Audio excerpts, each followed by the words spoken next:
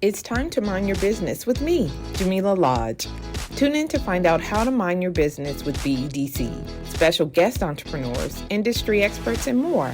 Brought to you by BEDC. Bermuda business starts here.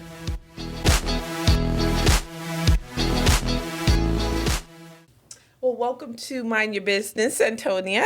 Thank you for having me. I'm delighted to be here. Yes. So, Antonia Holder, you are the founder of Kids Digital Wellness. Yes. And you're also now an inventor Yes. of DigiRoo. Yes. So we're going to get into a little bit how you're doing all of those things. But before we get started, can you tell us a little bit about yourself? Yes, absolutely. Again, thank you. It's such an honor to share the platform with you. I appreciate it. Any chance I have to share my story, I always practice the gratitude because you just never really know who needs to hear it. That's true. And I encourage everyone who has something to say that they should share it. So thank you for having me. So Antonia Holder, I am the founder of, firstly, Mothers and Daughters Empowered. Okay. Which was my baby, my foot into the world of entrepreneurship. And that was created from a very deep personal sense of not having my mom around. Okay. And so that's kind of where I got started. And as I developed that and created community around that and speaking to moms and caregivers, aunts, godmas, everyone, I just felt the sense of more of a desire to be in the space where I can get to work with people to make more of a significant impact. And so I think from doing that for a couple of years, it just sparked this whole entrepreneurial journey. And in my own mothering of my kids, I noticed a need or a lack thereof that we were experiencing. And so then I started Kids Digital Wellness. Yes. And from there, the product was born, which we'll get into. Okay. And I'm also a wife to my husband, Lloyd Holder. Yes, who is also an entrepreneur in his own right. He is, yeah. So we're both, doing different respective businesses that matter to us, and we get to work together too, so that's pretty cool. Yeah. But I also have a day job for now. Yes. You know what that life is like. Yes, I do. I love spending time outdoors, so any given afternoon on a Sunday, sometimes on a Saturday, you'll see us with the kids bike riding or walking the trails or playgrounds. Well, one, you have to burn the energy, right? And two, it's just great to get them have a level of appreciation for being outdoors. And we know the health benefits of that as well. That is very true. Yeah. Well, I thank you for sharing that with me. And what I will say is we met through your participation in Rocket Pitch, which is a pitch competition that we hold every year during Global Entrepreneurship Week in November. And so that particular business, childcare.bm, was also focused on children and their well-being and all of that. So I know you mentioned your mom, and that's kind of been the catalyst to kind of allow you to focus on children, but all of your ventures are children focused. Was that by design? No, actually. I think as anyone sort of begins the journey, right, of, okay, the self-reflection, what am I meant to do? What is my purpose? But then also, like, what lights me up? Where do I find most joy? Right. What activates me? Is it, when I am talking to other moms, when I am in front of a crowd of moms and daughters, giving them insights and tools to help them bond and connect? I just think after going through that process, really being in tune with those points I just mentioned, what brings me joy? Yeah. Where do I feel I can be my most authentic self and give value? It has all just kind of gone back to motherhood and things to do with kids. Yeah. I mean, I think that's interesting because I don't think people take time to do the self-reflection. You know what I mean? Especially when it comes to entrepreneurship. I think some people just think, okay, people will buy this thing, so I'm going to do this thing. So how did you get to that point where you knew you had to do some kind of introspective self-reflection to decide where you were actually going to pursue your entrepreneurial endeavors? Well, I didn't know that I didn't know I was doing it. Yeah. For like the early stages of me doing it. Okay. It was something just like I was following this passion. And as I started to speak to more people, the interest started to come, and the sound bites that come back from people that gives you that little nugget, that little feeling that says, okay, you're on the right path. Right. When people say to me, thank you so much for, making this a possibility for me to bond with my daughter. Right. I was having a really rough start to the year, but being here at your empowerment tea was really, the catalyst we needed to kind of start talking again. Like real personal impact that's happening.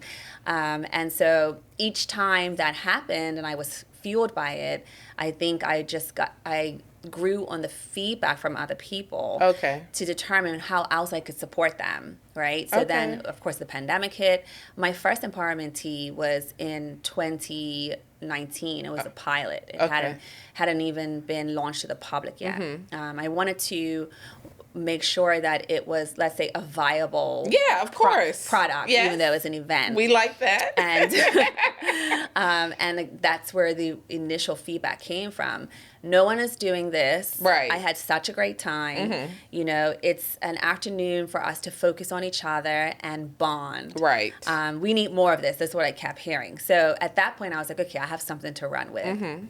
That was early 2019, and the rocket pitch was in the later part of 2019, and I knew that I wanted to launch it more publicly for Bermuda, and so I believed that participating in the rocket pitch would help that. But the caveat here was, while Mothers and Daughters Empowered was brewing in my soul, I had this other idea from when my daughter at the time was, an infant, where I couldn't find a central location to browse the different nurseries or nannies or anything like that, or anything really that's centralized for kid related. So pediatricians, nannies, I said, nurseries.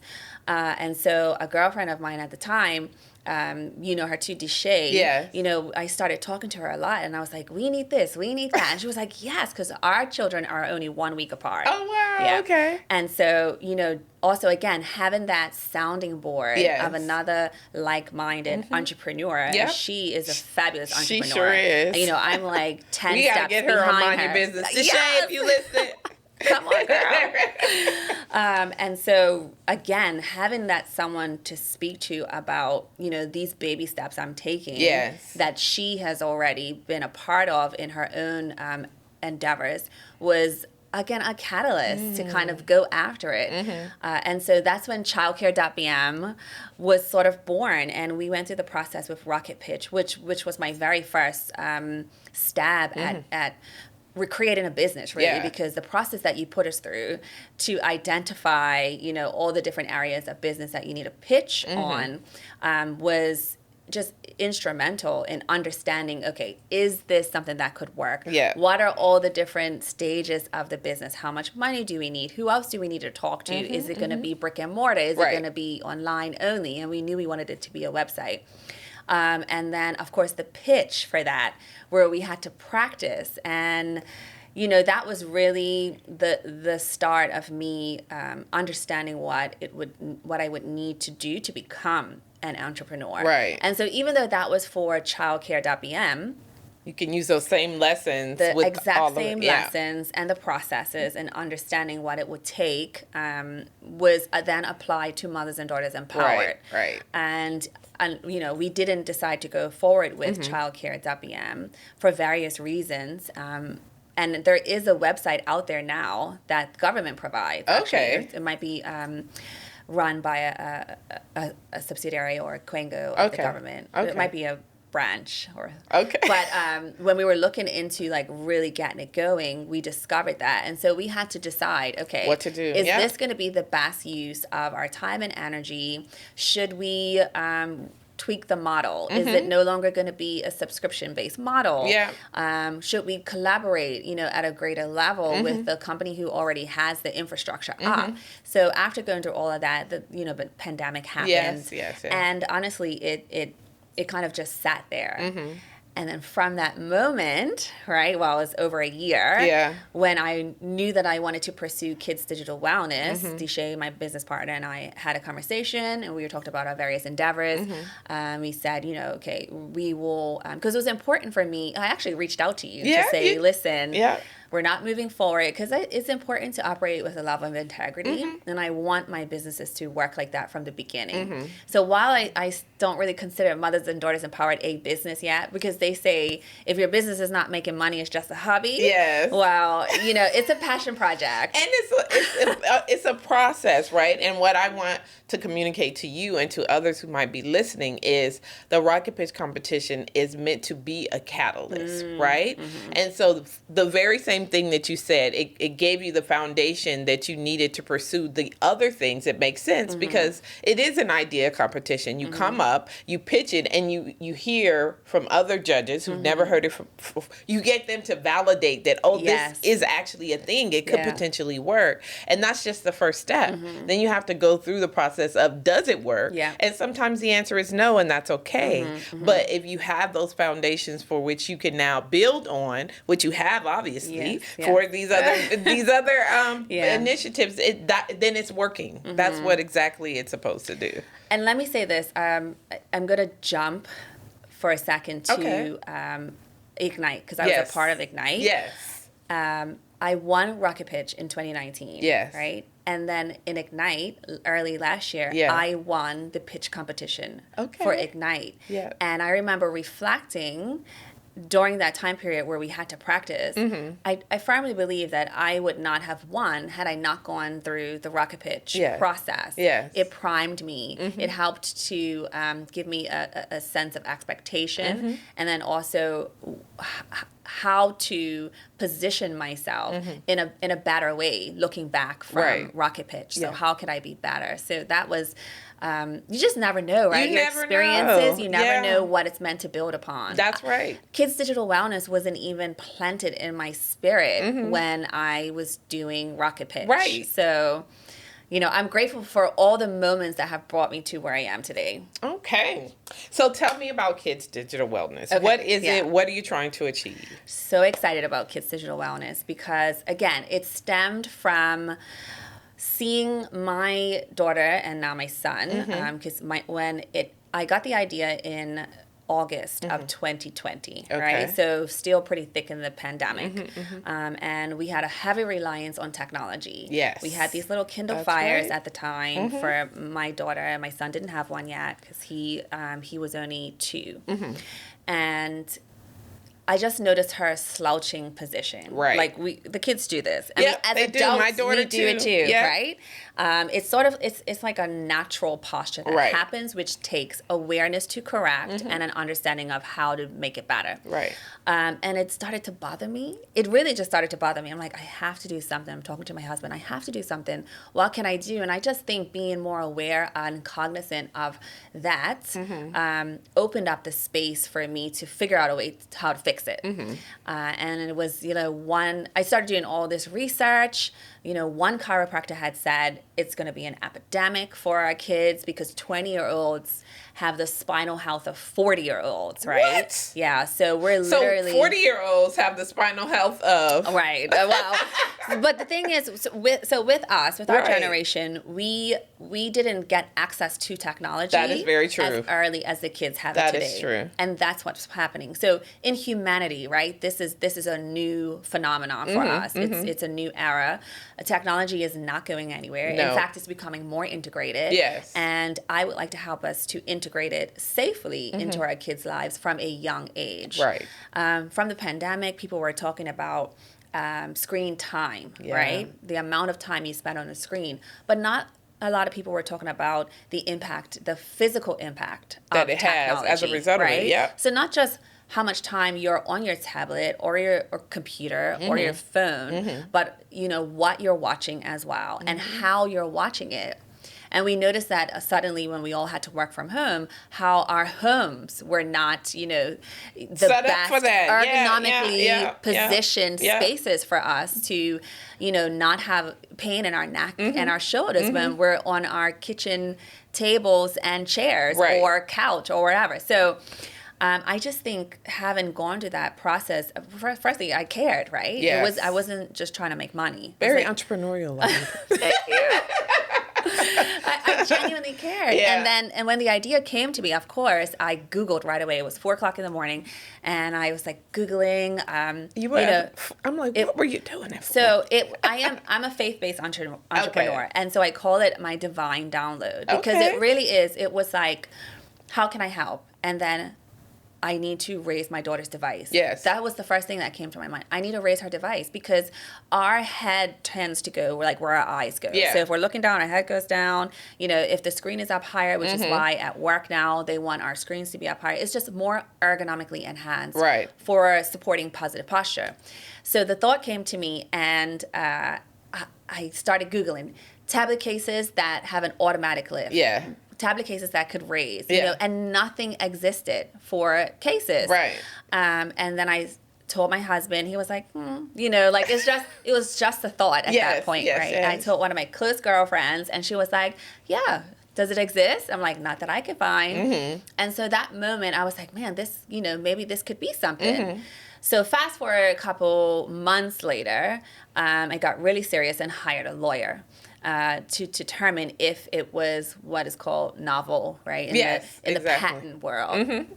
And after their research process, they came back, and I still have my letter. I want to frame it. It was like, you should. Yeah, I know. She was like, congratulations, there is nothing like this on the market. I'm paraphrasing now, right? Yeah. But our research has indicated that this is a novel improvement to what's already exists, and there's nothing in the trademark system, and da-da-da-da-da, right? And so I was like, oh my goodness, we're going to be millionaires. Yes. That was the first thing I thought, because, while I want to make an impact, I also want to make that money, right? Yes. And I had to do my own mindset work to kind of be okay with saying that, because I know I found myself wanting to shy away from saying, like, I want to be profitable. Why? Because, I don't want people to think it's about profits, right? It's impact over profit. Yeah. But at the same time, no business no business can exist. Yeah, right? It's not if you're non-profit. It's profitable. Yes, right. And it's okay. It's okay. We're normalizing the fact that you want to make money and be rich. Yes. That's okay. That's it. Yeah. And so I had, being an entrepreneur, right? Yeah. I think I just got used to saying I'm an entrepreneur. Yeah. Can I even say I'm an entrepreneur yet? Yeah. You know what I mean? Yeah, I still work 9 to 5, but that's its own sort of mindset challenges that I think any entrepreneur probably goes through. Especially in Bermuda, yeah. And so after we got the good news, we really started to get help to determine what it would look like. Of course, I had my sketches. You have to start with, obviously with whatever your concept is. Then you need to get a graphic designer to do a 2D drawing, which can turn into a 3D CAD drawing. And we went to a very rigorous product development stage because, again, this doesn't exist, right? It doesn't exist. And for me, I wanted it to be a quality product with, durability and longevity. Yes, it's meant to protect your tablets, which are expensive, but it's also meant to impact your kids' health on a positive side. So the DigiRoo, and let me pause for a second, because how much time we got? We might have to do a second episode. We still got a little bit of time. As I said, DigiRoo. Yes.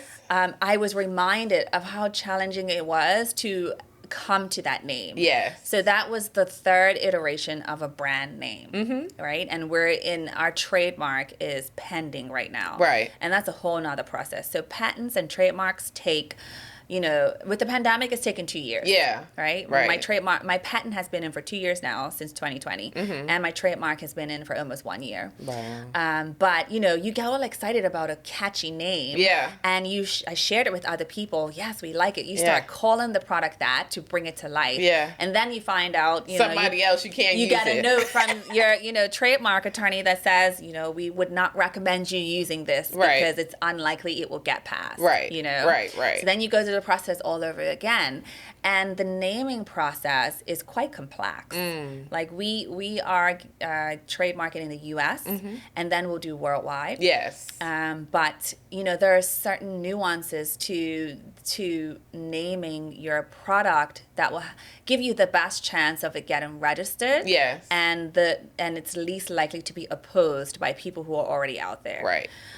So we went through 3 iterations of that, and here we are, just patiently waiting now to hopefully, fingers crossed, that DigiRoo is the one. I think you sharing the time frame is important, right? Because sometimes we're in this culture of like instant gratification. Everything has to be fast, especially when you talk about technology and the use of it.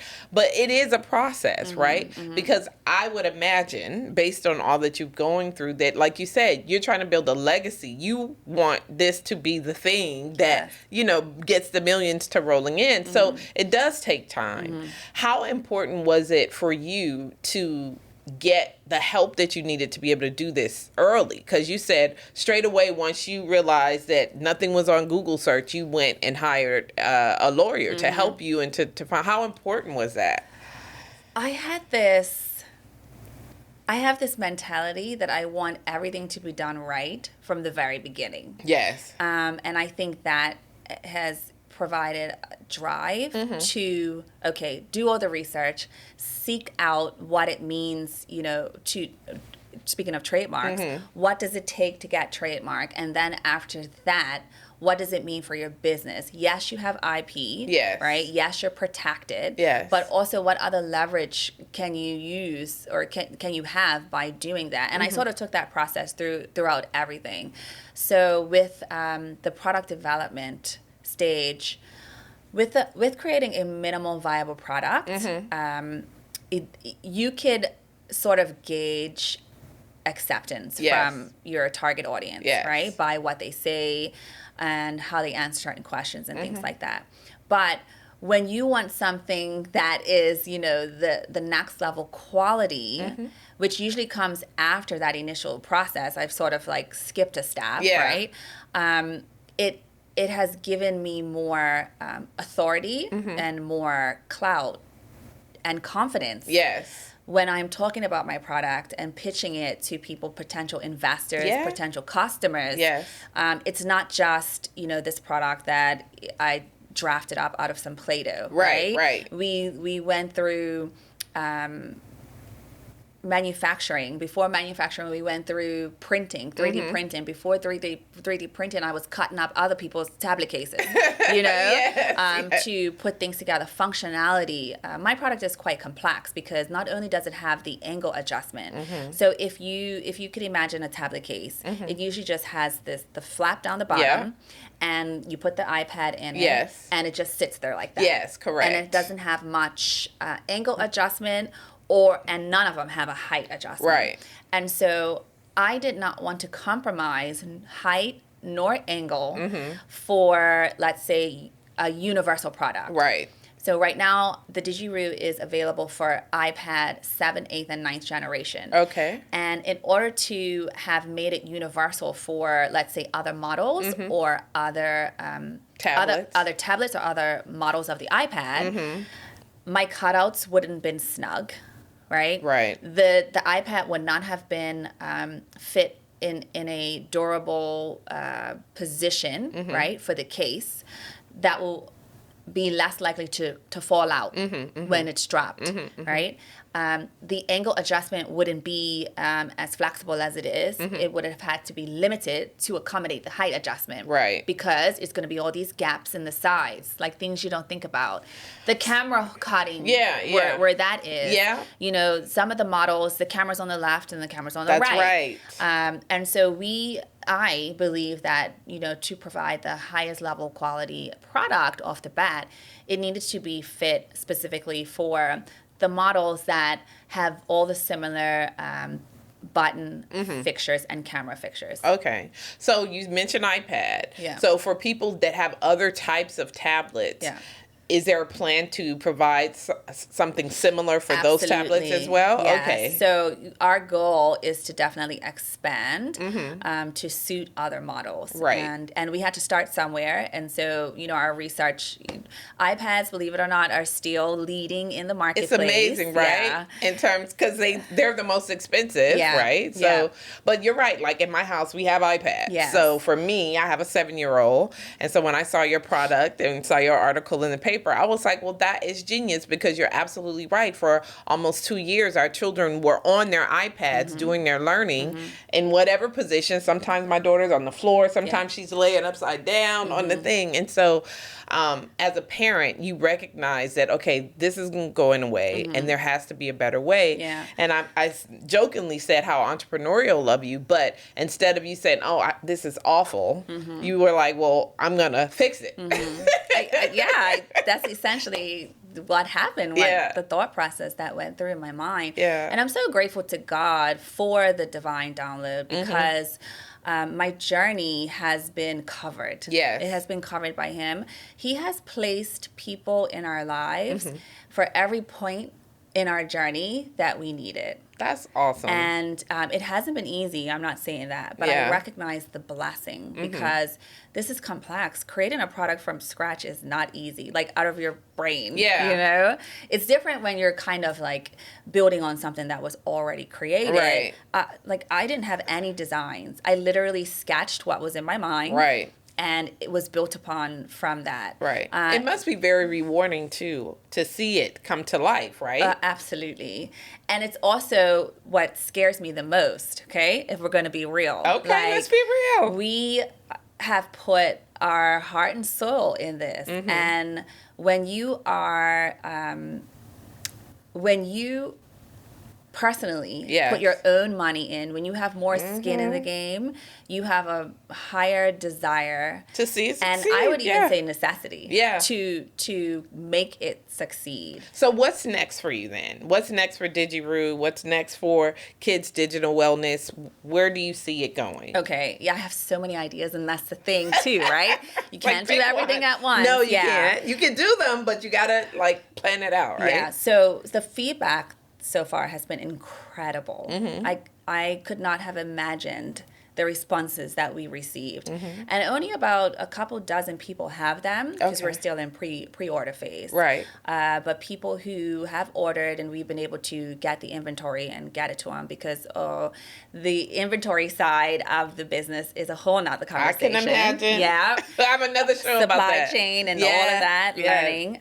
But I appreciate the process. So we are ready to launch officially in AF Smith in April. Oh, yes. That's awesome. So we are super excited about that, because that is, you have e-commerce where you order online, but then when you get into a retail store, the visibility is it's just incredible to see when people go and see their reactions when they're looking at it, picking up the box. Yeah. So packaging was huge for us, and that was a love-hate relationship right there. Yes. Because if you order a tablet case on Amazon, it just usually comes in like a plastic bag or something. That's how mine came. Yeah. And I knew that, well, one, I want to help my customer by educating them on some of the challenges that we're facing with technology, like the posture issue. Right. But I also wanted to show them the benefit of the DigiRoo. Yes. Right?